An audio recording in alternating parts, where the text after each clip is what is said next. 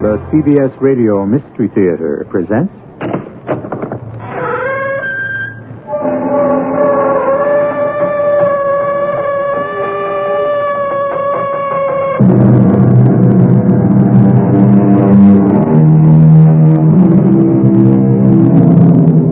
Come in. Welcome. I'm E.G. Marshall.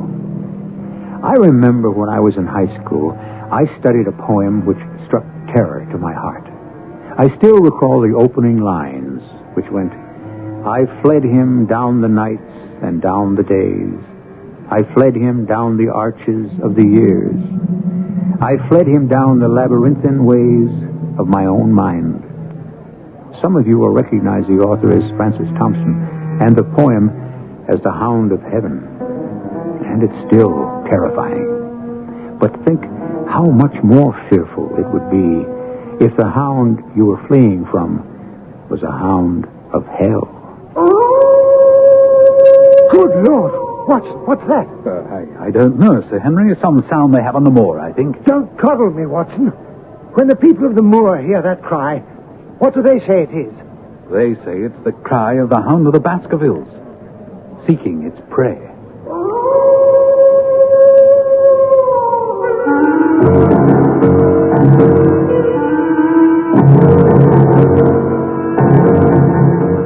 Our mystery drama, The Hound of the Baskervilles, was especially adapted from the Sherlock Holmes classic for the Mystery Theater by Murray Burnett and stars Kevin McCarthy.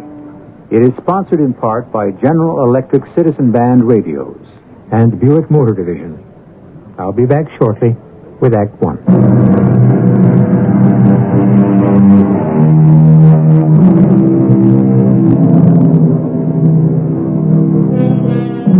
The mantle of immortality is elusive and unpredictable. Two fictional characters, created at the turn of the century by Arthur Conan Doyle, have become undying legends. So strong is the public belief in their existence that the City of London recently granted the owner of the premises at 221B Baker Street the right to change the number of that address permanently, in order to avoid the hordes of tourists flocking to see the actual living quarters of Sherlock Holmes and his colleague, Dr. Watson. Our story today starts in those very rooms in the year 1902. My training as a medical man made me an early riser. Sherlock Holmes wasn't. On this morning, my friend was at the breakfast table while I was intently examining a cane that had been left behind by a visitor who had missed us last night. Well, Watson, what do you make of it? You've been looking at the cane for some time. Since we've been so unfortunate as to miss the owner and have no notion of his errand, this accidental souvenir carries some importance. Let me hear you construct the man by an examination of it. Well, very well, Holmes. Really, it's child's play to read that the man's name is James Mortimer, that he's a physician. But I would go further and say he's an elderly country practitioner who does a great deal of his visiting on foot because the end of this stick is very heavily worn down. Excellent, Watson. Now, the stick was given to him by the Friends of the CCH, which I take to be the Something Hunt, a local group to whom he's possibly given some assistance. Now, has anything escaped me? Now, here, let me have a look at it, Watson. Well, I trust there's nothing of importance I've overlooked. No, Watson. This man is certainly a country practitioner who walks a great deal. Then I was right. To that extent. But since we know that the man is a doctor, is it likely that presentation to him would come from a hospital rather than a hunt? And when we see the initials CCH, does not Charing Cross Hospital leap to the mind? Can we not also infer that such a presentation would be made at the time he left, perhaps to practice in the country? And since the date is on the stick, and it's only 5 years ago, it's highly unlikely that an elderly, well-established physician would go into country practice. So, we now have a young fellow, amiable, unambitious, and possessor of a favorite dog, which I should say is, It's larger than a terrier and smaller than a mastiff. Come, Holmes. Well, the dog is too much. No, not at all. If you'll observe these tooth marks in the middle of the stick, where the dog has been accustomed to carry it. The dog's jaw is too broad for a terrier and not quite broad enough for a mastiff. It may well be... It is. A curly-haired spaniel. My dear Holmes, how can you possibly be so sure of For that? the very simple reason that I see the dog itself on our doorstep. And there is the ring of its owner, and we shall soon discover why he has come to see us. The appearance of our visitor was a surprise to me because although Holmes had correctly deduced his age, his back was already bowed, and he walked with a forward thrust of his head. As he entered, his eyes fell upon the stick in Holmes's hand, and he ran to it with an exclamation of joy. Ah, I'm so very glad. I wouldn't want to lose that stick for the world. Presentation, I see. Yes, indeed. From Charing Cross Hospital? From some friends there on the occasion of my marriage. Ah, dear, that's bad. I beg your pardon. Why was that bad? Well, only that you've disarranged our little deductions. We had surmised that you left the hospital. Oh, and so I did. Immediately upon my marriage. Ah. It was necessary to make a home for my wife. Well, we weren't so far wrong after all. And now, Dr. Mortimer, I think it wise if you'll tell me what the exact nature of the problem is in which you ask my assistance. And then, to my astonishment, the physician took a worn and ancient manuscript from his pocket and read to us a most horrifying tale concerning the manor of Baskerville, located in Devonshire, and the origin of a curse on the Baskerville line. The manuscript told of the abduction of a young girl on Michaelmas Eve and locking her up in Baskerville Hall. The girl, being both courageous and ingenious, dared to escape from an upper floor by clambering down the ivy and then setting off across the moors towards her home. Upon discovering that the maiden had indeed escaped, Hugo Baskerville became as one possessed, and he cried aloud before his companions that very night he would render his body and soul to the powers of evil if he might overtake the girl with the hounds he would set upon her. Excuse the interruption, Doctor, but you're certain of the authenticity of this document? Oh, absolutely, Mr. Holmes. It's in the form of a letter from the third Hugo Baskerville to his sons, explaining why they should fear going out on the moors at night. I see. I presume that manuscript gives a reason. Oh, it most certainly does. The Hound of the Baskervilles. If you let me continue. Hugo's companions, riding after him across the moors, came upon a night shepherd, a man so crazed with fear that he could scarce speak. He told the riders that he'd not only seen the maid running for her very life, but also Sir Hugo on his black mare and running mute behind him such a hound of hell as God forbid should ever be at my heels. When I come to the close, Mr. Holmes, it says here that 3 riders came upon the body of the maid, dead from fatigue and fear, and also the body of Sir Hugo Baskerville, with a great black beast, larger than any mortal hound, ravening at Sir Hugo's throat with its jaw dripping blood. Well, such is the tale, my sons, of the coming of the Hound, which is said to have plagued the Baskerville family so sorely ever since.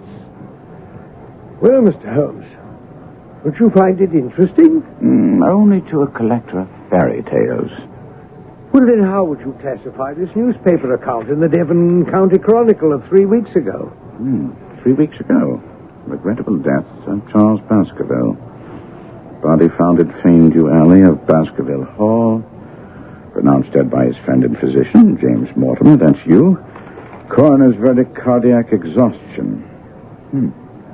Despite some strange aspects of the death... Well, now, Dr. Mortimer, everything seems straightforward, but evidently you entertain some doubts in the matter. Something you didn't state to the press or at the inquest? Yes, Mr. Holmes. When I first saw the body, Sir Charles lay upon his face, his arms out, fingers dug deep into the ground, and his features convulsed into such a grimace of terror that I, his best friend and physician, hardly recognized him. Dear me. No physical injuries? None. But although Harrison, the caretaker who found the body, said he saw no traces at all upon the ground, I did, Mr. Holmes. I did. Footprints? Footprints? A man's or a woman's? Neither. They were the tracks of a gigantic hound. And your reason for withholding this information at the inquest? Because the people of the countryside do not share your opinion about the curse hanging over the Baskerville family. Sir Charles himself believed in it, and I certainly had no wish to add fuel to the flames. Besides... Yes? Well, there's a realm in which the most acute and most experienced of detectives is helpless. You mean the supernatural? Well, I confine my investigations to this world, and I cannot understand why you are now consulting me. But I came to ask your advice about what I should do with the heir, the new Sir Henry Baskerville, who arrives in Waterloo Station in exactly 1 hour. Meet him, take him to a good hotel, and both of you come back here tomorrow at noon. Mr. Holmes, Dr. Watson, This is Sir Henry Baskerville. How do you do? I'm all at sea. I have been ever since I got the news of my uncle's death and my inheritance. I had no idea Uncle Charles was so well fixed. Dr. Mortimer, as the executor of the estate, can you tell us, are there any other claimants? No, sir. And then this morning, I find this note at my hotel, and one of my brand new boots is missing. May I see the note? Of course. Dime novel stuff, if you ask me. As you value your life or reason, keep away from the moor. We must all agree there's nothing supernatural about this. Now, the missing boot? A brand new pair. I bought them just yesterday. Left them outside my hotel door to be polished, and one of them's gone this morning. I can only tell you that there is no devil in hell and no man upon earth who can prevent me from going to the home of my own people. And so it was arranged that on Saturday I was to accompany Sir Henry and take up residence with him at Baskerville Hall, because Holmes was insistent that someone be with Sir Henry at all times. When Holmes and I called to pick up Sir Henry at his hotel Saturday, we found the young baronet in a rage. I won't be played for a sucker in this hotel. You still haven't located your boot, Sir Henry? But this is a different one. What? I got the other one back, and now I'm missing an old black one. I'm beginning to think this hotel is nothing but a den of thieves. I think it's very odd and damnably dangerous. Mr. Holmes, if you know something, you should inform us so that we may... Dr. Mortimer, I know only that you were concerned about the safety of Sir Henry, and quite rightly so. I also know that someone knew that you were in this hotel and saw fit to warn you to keep away from Baskerville Hall and the moor. Now, we all know that there were extremely suspicious circumstances surrounding the death of Sir Charles Baskerville. I therefore suggest that anything out of the ordinary, such as the curious incidents with the boots, must be taken very seriously. Well, surely you must be joking about the boots, Holmes. I fail to My see... dear Watson, did you bring your revolver as I asked? Well, of course. Good. Carry it at all times. Well, I confess, your instructions are making me nervous. They should have precisely the opposite effect. Now, Dr. Mortimer, as executor of Sir Charles' will, you know the exact amount of the estate. Is it considerable? Yeah, I should say that a sum in excess of £740,000 is indeed considerable. Dear me. That is a stake for which a man might well play a desperate game. In the event something happens to Sir Henry, who stands to inherit? I mean, a distant cousin named James Desmond. And if you have any suspicions in that direction, let me inform you, he's a clergyman in his 70s. Thank you. Now, Watson, I want complete and daily reports from you. When the crisis arises, as it surely will, I will direct you how to act. Now, gentlemen, goodbye and Godspeed.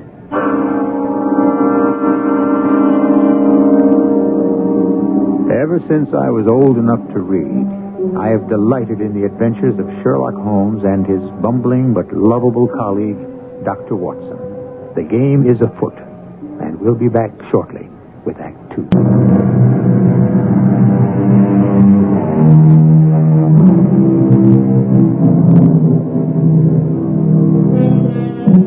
One of our most successful writers of modern detective stories once made a terrible pun, but a perceptive comment on Sir Arthur Conan Doyle's stories about Sherlock Holmes. It went this way: "Be they ever so humble, there's no police like Holmes." I agree wholeheartedly. And now we have the pleasure of rejoining Dr. Watson, Sir Henry Baskerville, and Dr. James Mortimer in the wagonette, carrying them and their luggage across the moors on the way to Baskerville Hall. Hello, look at that, Sir Henry and Watson. I believe it's a mounted soldier with a rifle. Pull up, driver! Pull up! Not to worry, sir. He's on the watch for a convict that escaped from Princeton. The farmers here don't like it. He's a man that will stop at nothing. It's Selden, the Notting Hill murderer. I gave an involuntary shudder. It was a case Holmes had taken an interest in because of the ferocity of the man, Selden, who escaped the death penalty only because his atrocious conduct had led to doubts about his sanity. As I shivered, the wagon swept onto a long driveway where stood a huge building with mullioned windows. Standing in front of the large, heavy door was an angular woman with deep-set eyes which blazed with fanatic fire. Welcome to Baskerville Hall, Sir Henry. I'm Mrs. Harrison, the caretaker's wife. My husband will be here shortly. He joins with me in wishing you a long, happy life and in begging you to avoid the moor, particularly in those hours of darkness when the powers of evil are exalted. The very next morning, I set out to explore the moor by daylight. As I walked along a gray and lonely road, wishing that Holmes were here to help me, my thoughts were interrupted by a man calling my name. Dr. Watson! Dr. Watson! Yes, sir? I'm Stapleton. I just live down the moor at Merripit House. Most of the folks around here call me an eccentric because of my hobby. I'm a naturalist. I can see that from your net and box. But how do you know me? Oh, no mystery about that. You passed Dr. Mortimer's house a short way back. He pointed you out to me as you passed. As our road lay the same way, I thought I'd overtake you and introduce myself. How is Sir Henry? None the worse for his journey, I trust? Well, he's very well, thank you. Not afraid of living down here after the sad death of Sir Charles? That is of some concern to you, sir. Well, it means a great deal to the countryside to have a wealthy man such as Sir Henry with us. Well, I'm glad to hear he has no superstitious fears of the fiend dog, which is supposed to haunt the family. I don't believe he has. How do you stand on the matter? I'm a scientist. But it's extraordinary how credulous the farmers are. Any number of them are ready to swear they've seen such a creature on the moor. And you haven't? Of course not. Although I have no doubt the story led to Sir Charles's tragic end. Indeed. Why do you think that? Well, Sir Charles had a vivid imagination and a diseased heart. His nerves were so on edge that the appearance of any dog at all at night near the Yew Alley might well have triggered a fatal heart attack. You agree? Well, I've come to no conclusions. Quite so. Well, if you care to come along with me to Merripit House, I'll introduce you to my sister. Well, that's very kind of you. Tell me what you think of the moor. Well, this morning's my first venture on it. But that large plain to the north looks like a fine place for a gallop on a horse. That thought has already cost several lives, Dr. Watson. What? That seems hard to believe. You see those bright green spots scattered thickly over it? Yes. Yes, they seem more fertile than the rest. Well, you might say that. But in reality, that's the great Grimpen Mire.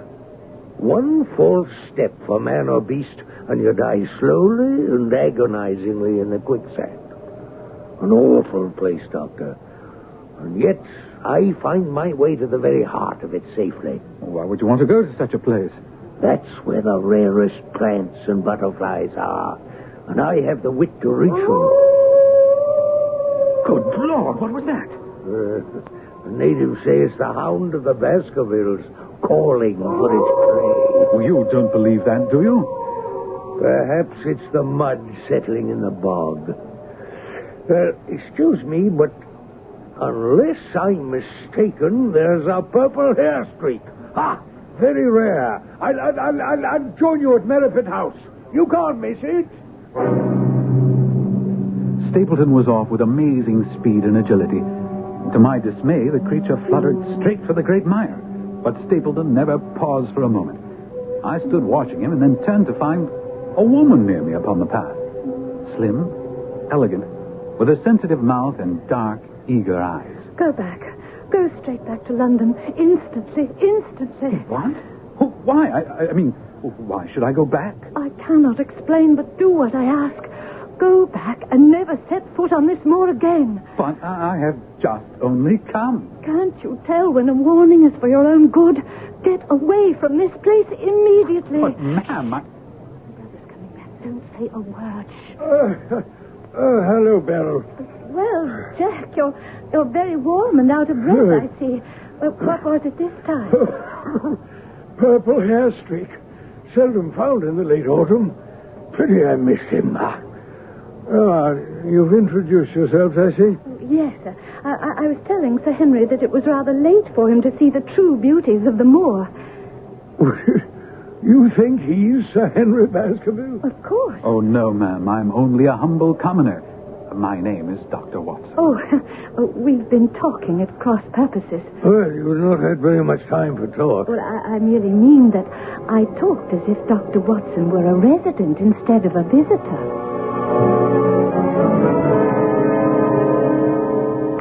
I chose this out-of-the-way spot to settle down in, Doctor, because it offers an unlimited field of work in the areas of botany and zoology. Dr. Mortimer is a learned man, and Sir Charles was also an admirable companion. We knew him well, missed him. Of course, we miss our boys, too, don't we, Beryl? Most certainly. Your boys? Yes, I had a school in the North Country. However, serious epidemic broke out and 3 of the boys died. School never recovered from the blow. Well, I feel I should be getting back to the hall. Well, as you wish.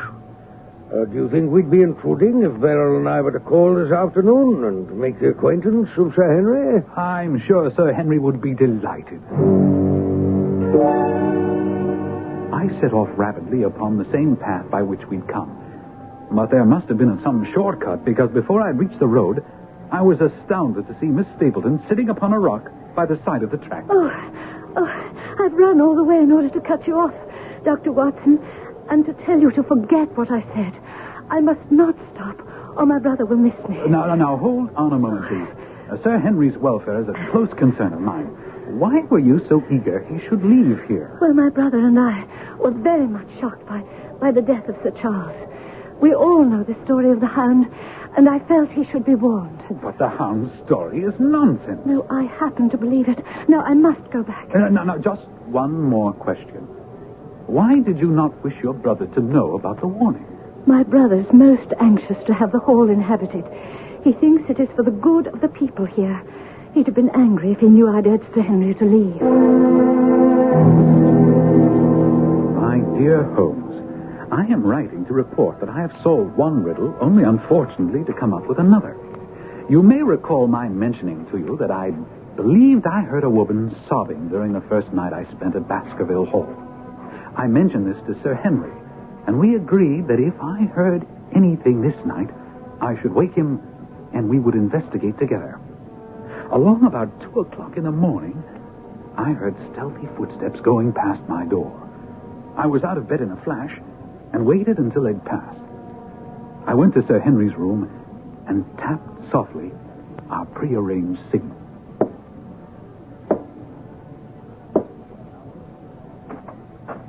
Yes? You heard something, Watson? Footsteps.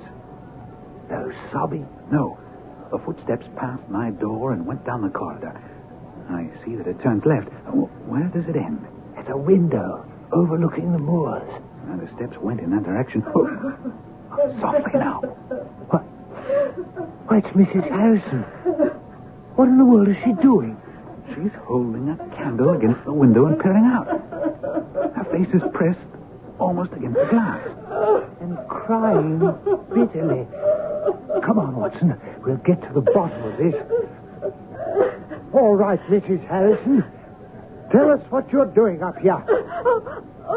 Oh, Sir Henry, I was just going round to see that the windows were fastened. On the second floor? Oh, yes, sir. Yes, sir. I check all the windows at night. And that makes you cry? Well, I was doing no harm, sir. I was just holding a candle to the window. She must have been signaling someone. Oh, no, sir. There it is, Sir Henry. An answering signal from the moor. No, sir. It's nothing. It's nothing at all, sir. Move that candle across the window, Watson. That's it. There. Mrs. Harrison. You see, the other light moves also. Now, speak up. What is the meaning of all this? Oh, please believe me, Sir Henry. It has nothing to do with you. It's a personal matter. So you say. I know your family has been employed by mine for more than 50 years, but I'm not in Baskerville Hall a week before I find you deep in some dark plot against me. Oh, no, sir, not against you, not you. You see, sir, my unhappy brother is starving on the moor. I cannot let him perish on my very doorstep.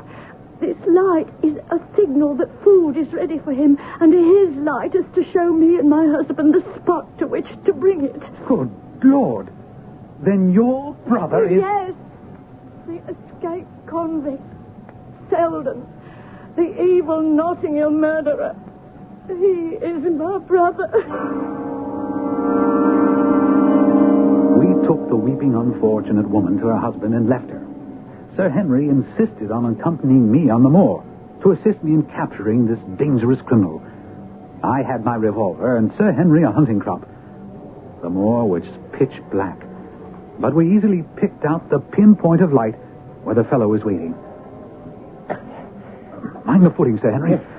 A pity we can't show a light. I think we should bear more to the right. There's his light. Watson. What's that? I don't know. A sound they have on the moor. I heard it once before. Don't coddle me, Watson. That was the cry of a hound. They say it's the cry of the Hound of the Baskervilles. You believe that, Watson? No, but I think that we should forget our expedition. No, by thunder, whatever that cry was, it came from far away, near the mire. We must continue and get that convict. I don't think that's wise. I urge you to return to the hall. You don't believe in this hellhound, and neither do I. Come on, man. Well, I'm charged with your safety. Holmes would never forgive me if something happened to you while you were in While my we care. stand here jawing, our man will get away. Now, come on. No, I cannot allow it. You can't prevent it. Well, either you come back to the hall with me now, willingly, or I shall be forced to knock you down and carry you back. Now, which shall it be? Each of us carries within us the seeds of our own destruction. It would appear that Sir Henry Baskerville was no different. His pride was driving him to disregard the advice of those who were there to protect him. We'll be back with Act 3 and his decision in just a little while.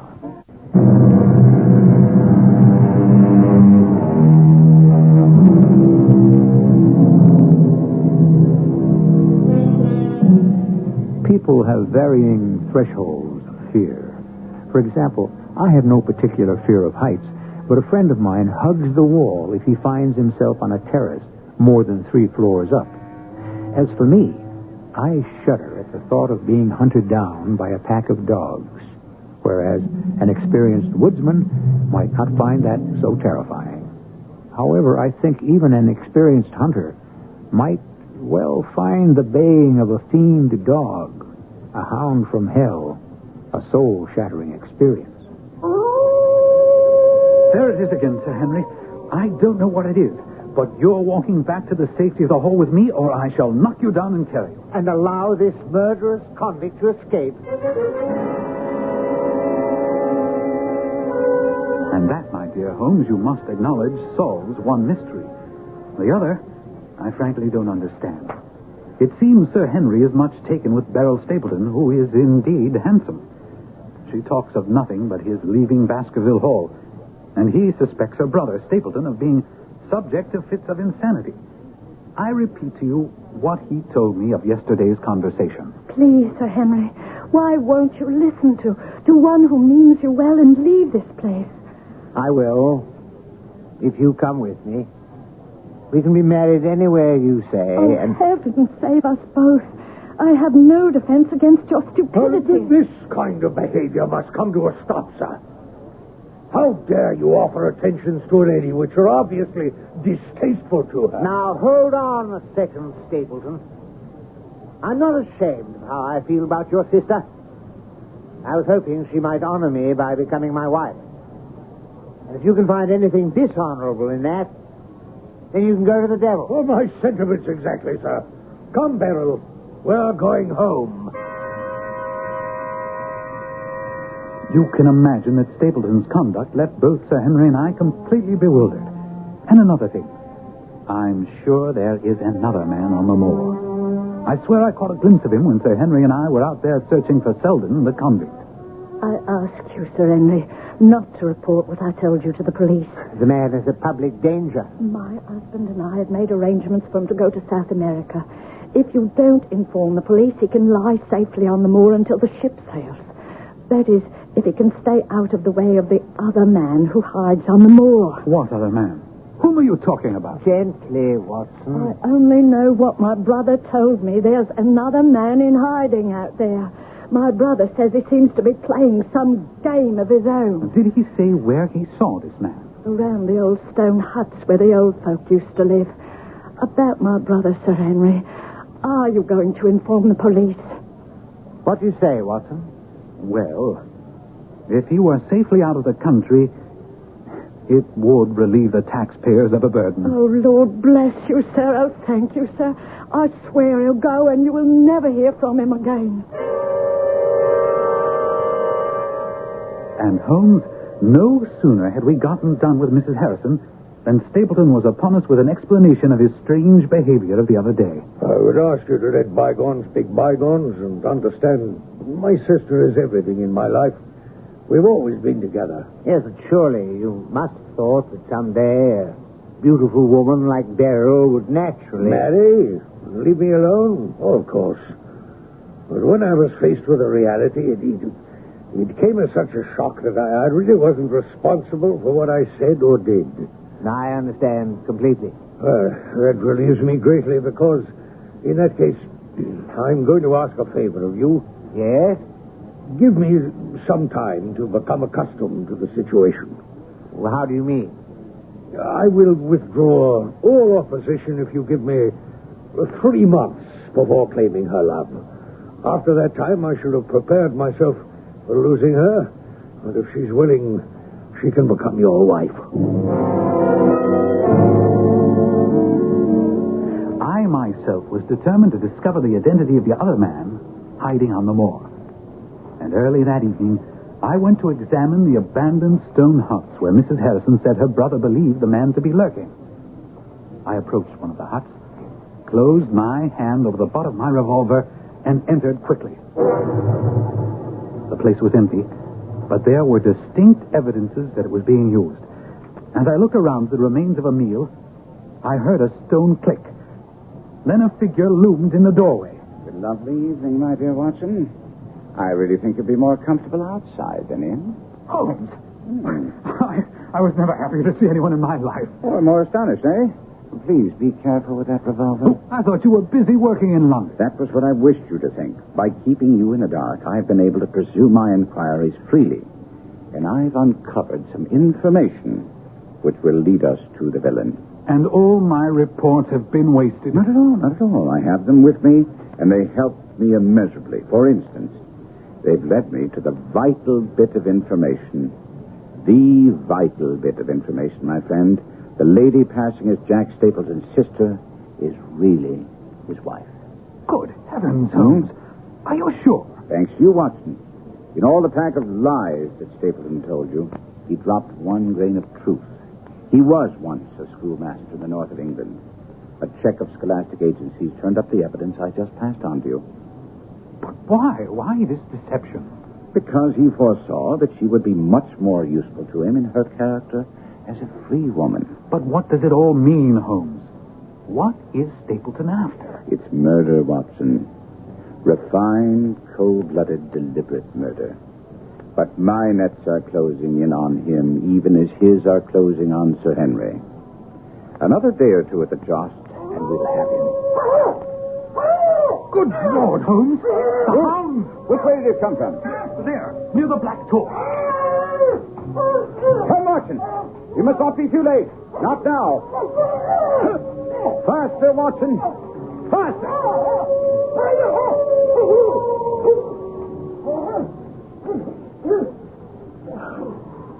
No. He's beaten us, Watson. We're too late. Fool that I was to hold my hand. And you, Watson, see what comes of abandoning your charge. Come on. Up there. Up there against the slope. Come on. Wait. It's Sir Henry. I recognize the tweed jacket. No. No, Watson, no. Oh, the man has a beard. It's not Sir Henry. It's Selden. It's Selden the convict, wearing Sir Henry's clothes, no doubt furnished him by his sister. Dr. Watson. You're the last man I should have expected to see on the moor at this time of night. What's this? Somebody hurt? Don't tell me it's Sir Henry.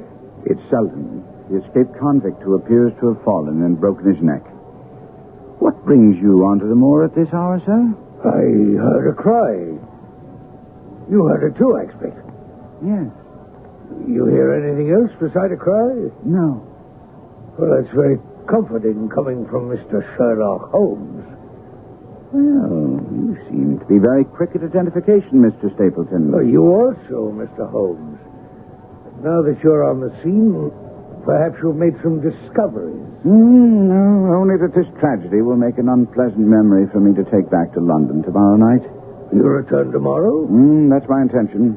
Does that mean you already have a solution to the strange events which have been troubling all of us here on the moor? No. Any investigator needs facts, not legends or rumors. No, on the whole, this has not been a satisfactory case.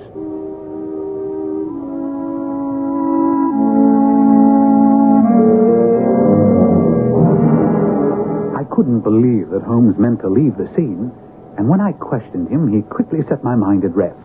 He was laying a trap for that cunning Stapleton, and he needed also to have Sir Henry believe he wouldn't be on the scene. The following morning at breakfast... Good morning, gentlemen. I see you've already helped yourselves from the sideboard. I'm afraid I've made some rather heavy inroads on the bacon. It's exactly the way I like it. Tell me, tonight you dine with our friends, the Stapletons. Yes. I hope you and Watson will join me. I'm sure you'll be welcome. I'm sorry, but Watson and I must go to London. London? Oh, I hope you and Watson are going to see me through this business. My dear fellow, what I'm going to say next will try your trust in me even more sorely. But I beg of you to do as I ask. What's that? After you dine, walk back to the hall across the moor. What? Isn't that the very thing you told me never to do? I'm asking you to believe me when I say you'll be perfectly safe. But it's essential that you do it. Of course, Holmes and I would be hiding along his path to Baskerville Hall, but we did not tell him that. Careful, Watson. Oh, look over to Grimpen Mire. Isn't that fog hanging over there? It is indeed, Holmes. Damnation. And it's moving toward us. Our success and even Sir Henry's life hang on his coming out before the fog is over the path. Oh, thank heaven. He's coming now, whistling in the dark. And I can't say I blame him. Help! Get after him, Watson. Get your revolver. Good Lord, Holmes! What is it? A creature from hell! Watson, shoot!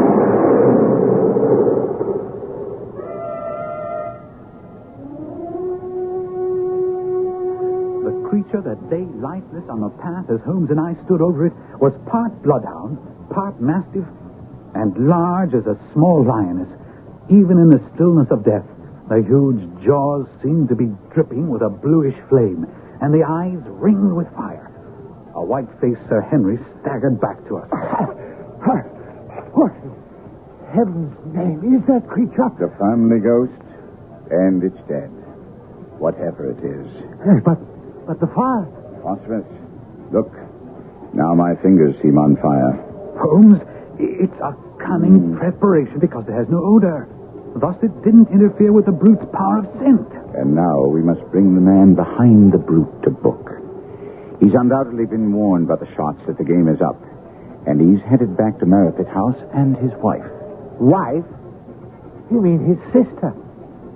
And surely it isn't Stapleton, but... Sir Henry, I meant what I said. Beryl Stapleton is his wife.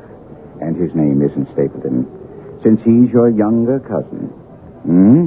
The black sheep who didn't die in Central America, as we've been told. What? I can't believe it. It can't be. The door's open. I'll wait till the bird has flown, but let's go in and see. There you are, Holmes. The villain's tied and gagged her. One moment, Beryl. Easy does it. There. Oh, Henry, I tried to warn you. You see what he did to me? There'll be time for explanations later, madame. But where is he? Where is he? Burning in hell, I hope. Dying slowly in the quicksand of the mire. He knows a path. He told me so. The path, yes. The path to his safe place in the center where he kept the great hound. I helped place the guiding wands. But yesterday, I changed them. And in tonight's fog, he'll not notice. Stapleton's body was never found. Some days later, when Holmes and I were back in the Baker Street flat, I asked, there's one thing that still puzzles me. That business about the boots. What did Stapleton want with two different boots? Oh, the first boot he stole was brand new, and therefore useless to him because he needed a boot with Sir Henry's scent for the Hound. Amazing, Holmes. Elementary, my dear Watson.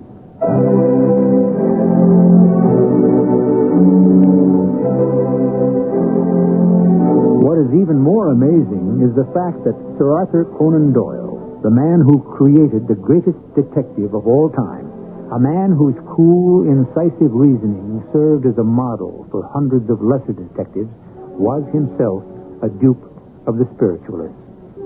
He was constantly fooled and defrauded by mediums, and was laughed at by the world for relaying a message from Houdini's dead mother to Houdini. Only the message was in English, a language Houdini's mother never knew. I'll be back shortly.